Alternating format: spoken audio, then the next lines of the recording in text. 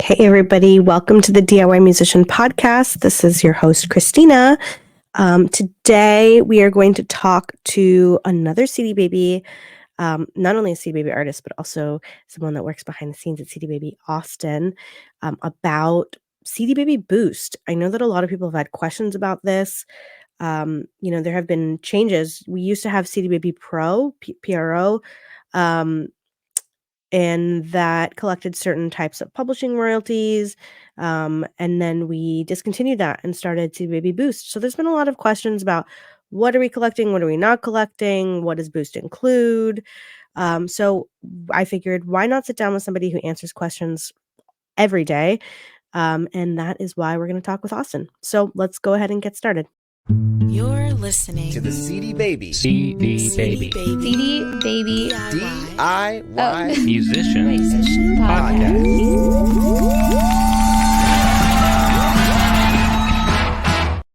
Hey, everybody. This is Cristina from the DIY Musician Podcast. And today we're bringing on Austin from CD Baby. Welcome, Austin. Hello. Good to be here. Austin, one of the reasons why I really like you, for many reasons, but one of them is that you are a CD Baby artist. You were a CD Baby artist long before you worked here. I think that you even came to our DIY Musician Conference and you were like, hire me. And then they were like, okay. And now tell us what you do. That is mostly true. I had applied and then I said, look at my application. Please hire me when I got to the conference. But yeah. Good for you. Yeah. So I now am a manager in artist services and I am a CD Baby artist and helping CD Baby artists. Yeah. In CD Baby with CD Baby. And I mean, as you know, our whole everything that we've done has evolved, and we've been a company for 25 years, from distributing CDs out of a garage to now distributing to every major streaming platform in the entire world and so much more. So many things have changed. And so one of those things that changed was that about maybe a little less than a year ago, we discontinued CD Baby Pro. Pro was what you signed up for if you wanted us to help get you signed up with a PRO organization in the US, but also collect your publishing royalties. That's something that we had in place for probably 8 years, maybe longer, 10 years. Yeah. Yeah. And it was an add-on. It wasn't something that automatically comes with your distribution because it is, we had to register you and everything. But we discontinued it for a number of reasons, and sort of not replaced, but we did introduce a new thing called CD Baby Boost. We've had a lot of people reach out in the last few months, just sort of saying, what's the difference? What is Boost collecting that Pro isn't, versus vice versa? What are we missing out on? And so I figure, as somebody who manages, getting to speak with artists, I have a feeling you probably hear the bulk of the questions. I hear them in comments on YouTube. I hear them in emails that we receive. Sometimes you guys even DM me personally. Can you please stop doing that? But in general, we have this incredible support system. We have a support network. You can always file a ticket if you have concerns. But Austin, you handle that a lot of the time. So we just wanted to chat with you and see, let's talk about it. Yeah.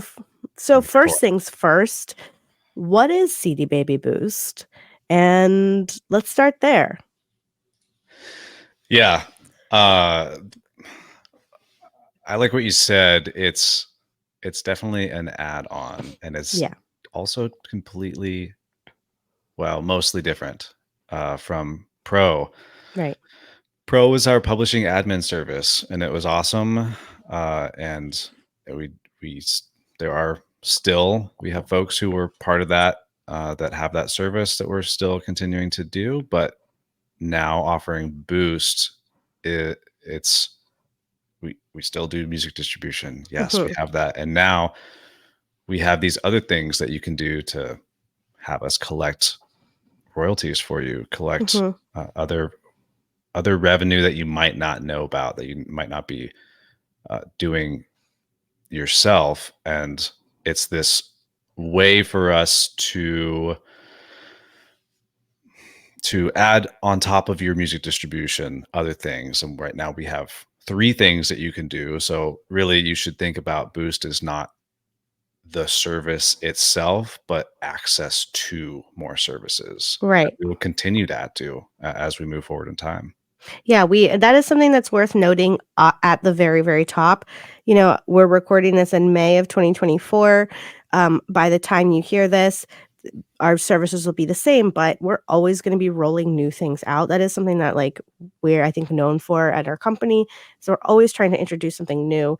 And that includes any services that Boost may offer. So right now, just know that you're listening to May 2nd, 2024's version of Boost. If you're listening to this in the future, are there flying cars? I don't know. I really hope so. But chances are things might look a little differently. So make sure you do your research and see what else we're offering at that point. But for the most part, Boost collects a few things. So we're collecting the mechanical royalties, digital performance royalties that we're doing through SoundExchange, and then also sync licensing opportunities are getting bundled into Boost as well. So let's talk a little bit about collecting mechanical royalties. Can you tell us a little bit about what like the most commonly what's the biggest thing people have a hard time wrapping around when it comes to mechanical royalties? What they are. Yeah. What that even means. Same. Yeah. Yeah. So the way that I would suggest thinking about it is just within the context of the industry that we're in and where all of this came from. And keep in mind that we are still, the framework of our industry is 100 plus years old. Yeah. So mechanical royalties are the royalty that is owed for the use of the composition. So when you're distributing a song, this is the way I describe it when I'm talking to our artists and our team. When you're distributing a song, when you have a song, it's made up of multiple things. It's specifically there's 2 parts of it. You have that music and the lyrics that you've created, that you've written. That's the composition, and that's embedded in then a performance of that composition, which is the sound recording. You performing artists, recording artists. You know, your recordings are a performance of the composition, and every time that you have that, then what we just call casually as a song. I've got a song on Spotify. You actually have a composition in the sound recording on Spotify. And for the composition, when that is played, to put it simply, then there's a mechanical royalty, a royalty that's owed to the owner of that composition. And that's not something you get with just basic distribution. Right. So with basic distribution, I mean, whenever a track is streamed, for example, in the US, you get there are 2 kinds of royalties. There's the one for the recording and the one for the composition. The first part you automatically get when you get paid for that stream, right? But then there's this other kind that is otherwise uncollected, but now the mechanical licensing collector, the MLC, is, I'm sure you've heard over and over again, if you've been listening to this podcast, you've heard about the MLC. They will help you collect those mechanical royalties. So with Boost, what we do is if you sign up for this, we will register that song or the album or whatever, your music, with the MLC. And then you will earn mechanical royalties whenever your songs are played in the US in particular. So that's different. It's not exactly how it used to be done. But now the MLC has come in and said, let's collect these things that were otherwise a little more challenging to collect in the past. They're an incredible organization as far as what they're doing. And we're really grateful that they've stepped in and sort of taken over the organization of all this stuff. But it does mean registering your music with them. So if we're not doing it, yes, you can go to the MLC directly and do that yourself. But a lot of times people are just like overwhelmed and they just want one person to take care of it, which is why we say, okay, well, we can do that for you as an add-on. Yeah, that's another thing that I typically tell our artists with a lot of the things that we do. I mean, you can't go straight to Spotify and get your music on there, or you can't go Right. whatever to any of the other ones.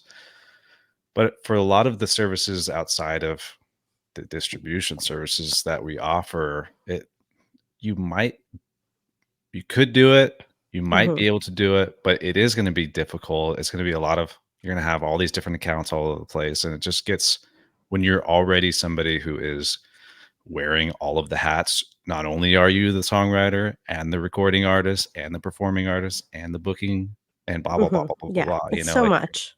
yeah, it might as well have us help you with it. Yeah, I mean, we're your team. That's why we're here. We want to help you, and if we can do it, why not? One thing that I will ask though is I know that currently this is a U.S. based collection, so we're not collecting these things outside of the U.S. Can you speak a little bit to that for those artists that are artists from outside of the U.S.? Yeah, totally, and especially with the context of we offered pro, it was international before, and now we have Mhm. discontinued that, and we have Boost. Boost is primarily U.S. based royalty collection, if you want to call it that simply. But that means that is the place for you to get your royalties collected, whether it's the mechanical or, like you said, the digital performance royalties from SoundExchange.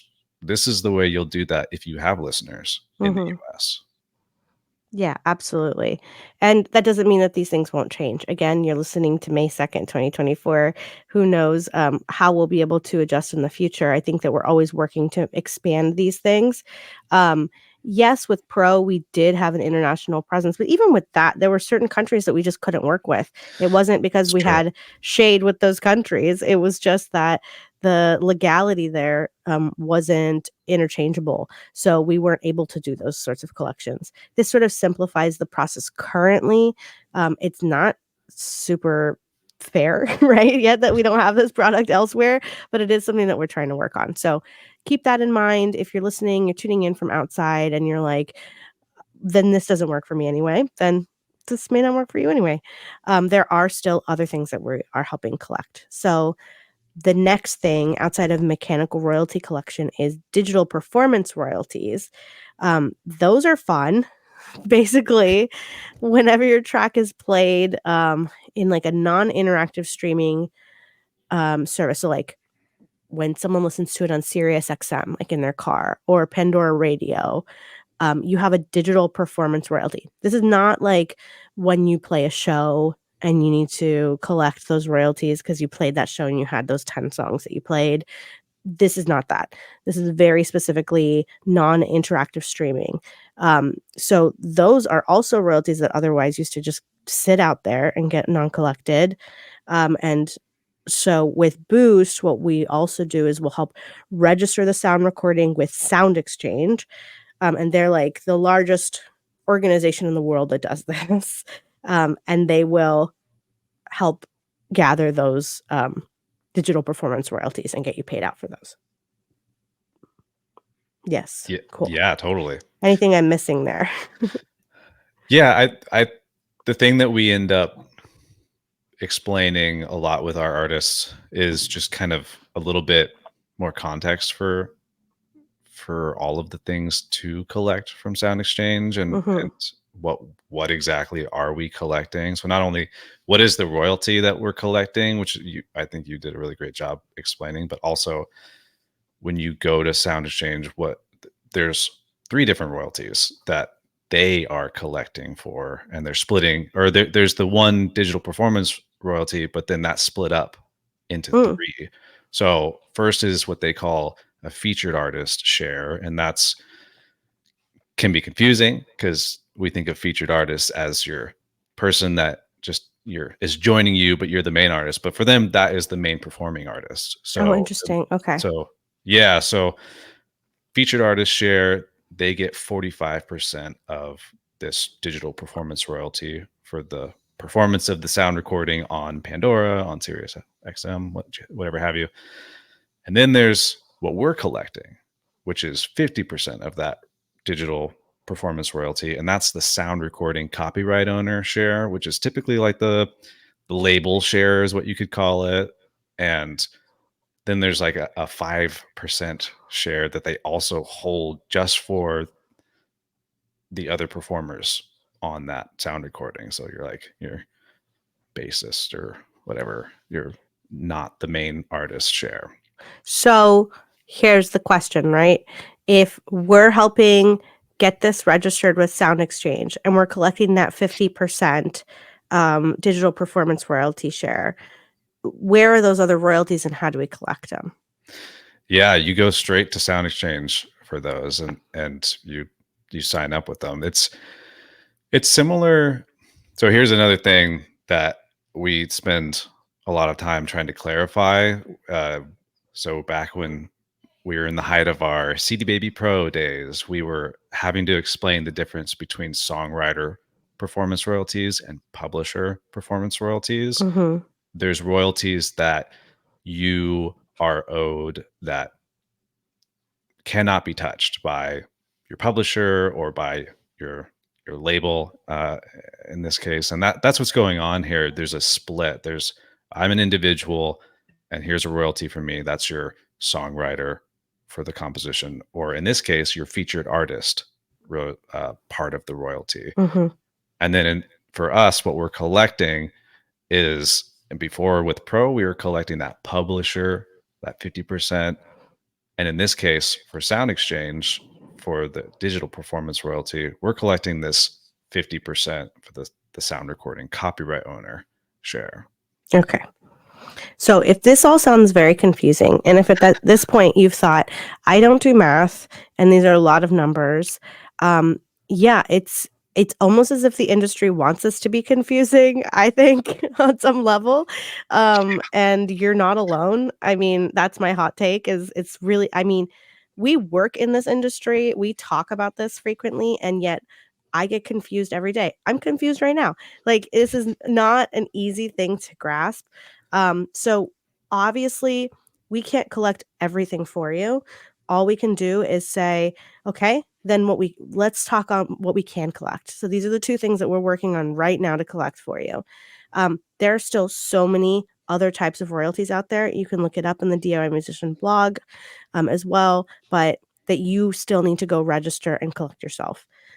Obviously, if we're no longer doing CD Baby Pro, that means we're currently, at this present moment on, again, May 2nd, 2024, not collecting your publishing, which means you can go do that. And I wanted to talk a little bit, because I know you're an artist, I'm an artist. I have absolutely gone to ASCAP, registered myself up as a songwriter and a publisher, and have registered my compositions up with them, and am awaiting the millions of dollars that I'm due from ASCAP. But it's not as tedious a process as one may think. So finding the PRO of your region, or whoever your preferred PRO is, and registering your compositions up with them, you can collect some of these other things. It's not rocket science. It really is just a matter of making sure your metadata is up to date and that you have all the information that you need. One of the cool things about CD Baby is we obviously keep on hand all your ISRC codes. We keep on hand all of the metadata that you've registered with us. So you can always go to your dashboard and look at your title overview page and sort of see the information about each track and each album. But yeah, I mean, it's cumbersome, right? Like, there's all these things that not everybody can collect for you, and you have to sort of like filter through and learn all of these different royalties and how to get them. Yeah, truly, it is complex. Yeah, it's complicated, but it's just like any other thing that we do. We're just you got to sit down and just, I know, like, do get the through work. it. Just like sending emails to venues, you just got to do it. And it's, I mean, again, like, we have there's so many episodes of this podcast and so many articles about demystifying what royalties are. You might listen back and someone may say, just sign up a CD Baby Pro and we'll collect that for you. Unfortunately, that's not a thing that we're going to do for you right now. But I just want to stress that you absolutely absolutely can just go onto these organizations' websites and create a login and start doing this for yourself, because otherwise the money just sits there uncollected. And why waste that?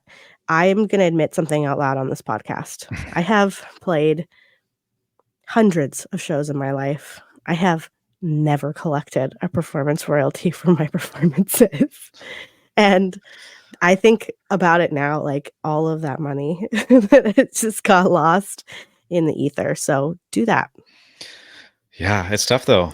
Set list registration is like Oh my a God, all of whole it. nother layer of all of Yeah. the things. But also bringing it back to Boost, and if you, I don't know if we're moving ahead to faster than we need to, but the sync Mhm. aspect and being added to the sync library. If you get a, Yes. um, that's another thing that they're all connected. Mhm. So registering at a PRO yourself and making sure that even if you get a sync not through us, that there's those back end royalties that you want to make Absolutely. sure you get. Yes, and so with CD Baby Boost, we do make it easier for you to get pitched for sync, which is great. Basically, what will happen is when you choose CD Baby Boost as your add-on, not only will you get the mechanical royalty collection, the digital performance royalty collection, but you also will be added to our sync library. What does that mean? Basically, it is a landing page for all of these sync, I guess, publishers and what's the word I'm looking for right now? Curators Yeah, who people who are looking for music for their project, whether it's film, TV. I mean, we've had some pretty huge placements. I think I remember just a few years ago, I was watching The Handmaid's Tale, and there was like a scene a scene that came on, and somebody's cover of a Coldplay song came on, and I remember thinking that's a really good cover. And then I found out that's one of our artists that we pitched. We got them that placement, so that was that's a very exciting outcome that can come from this. So it's so easy to do with yeah. CD Baby Boost. Just opt your music in, and it's there at their fingertips. So those are the three main things that we're doing with Boost at this moment. I guess I wanted to ask, like, do you have any sort of frequently asked questions about Boost outside of what are these royalties? How do we get them? We spend a lot of time answering those questions. Those are just Okay. that right there is a bulk of the question. And again, back to, we have a lot of artists that are used to that CD Baby Pro. So Hmm. what is Boost? It's just Yeah. like this new thing that is confusing because CD Baby Pro was the service, and now Yeah. Boost is the overarching umbrella for all of the services. That's kind of the main thing that Yeah, I mean, yes, Pro was pretty institutional to what we were delivering at the time. Also worth noting once again that even though we discontinued that service for new users or for new submissions, that doesn't mean we're not still like benefiting you in retroactive. I mean, for those that have signed up for that in the past. So you're totally. still getting those royalties. You're still signed up for that service if you signed up for that before we discontinued it. So that please just know that that's absolutely still happening.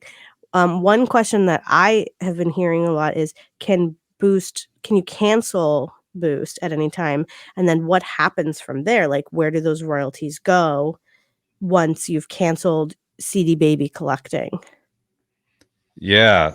So again, the thing to think about when you're trying to figure out how to, if you can cancel Boost, there's the services within Boost. So once you get Boost, then you have access to Boost, and you have access to, as we add things to Mhm. Boost, as we bolster what it even means for Boost, you'll have access to those within Boost with the three services that we have now. Let's talk about those because that's what we have.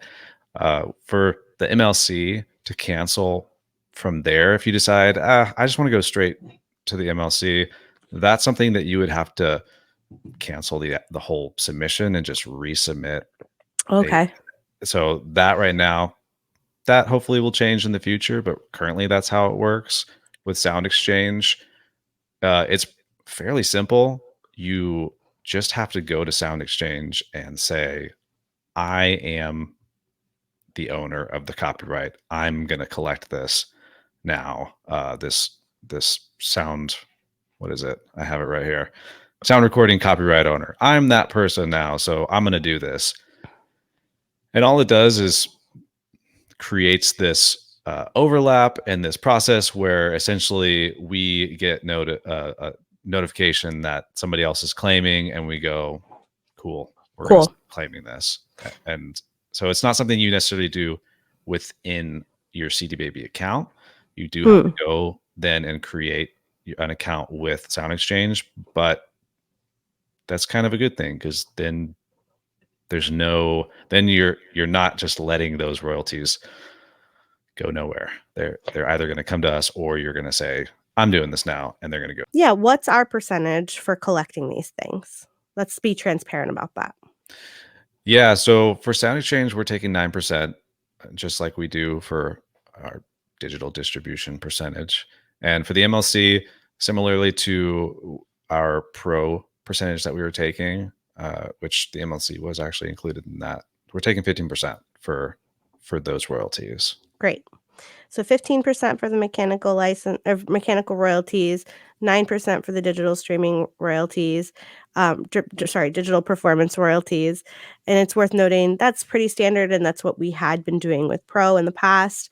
And yeah, once again, if that's not something you're comfortable with, you can always go do that independently without using Boost.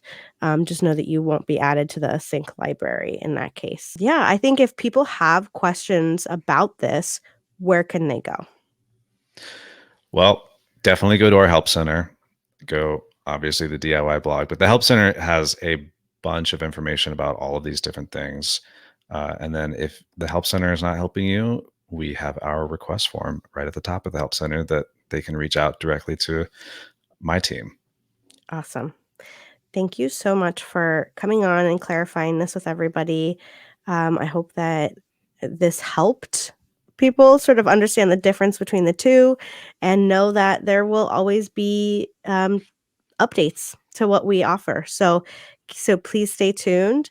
And until then, I hope you have a great weekend, Austin. Thanks. You as well.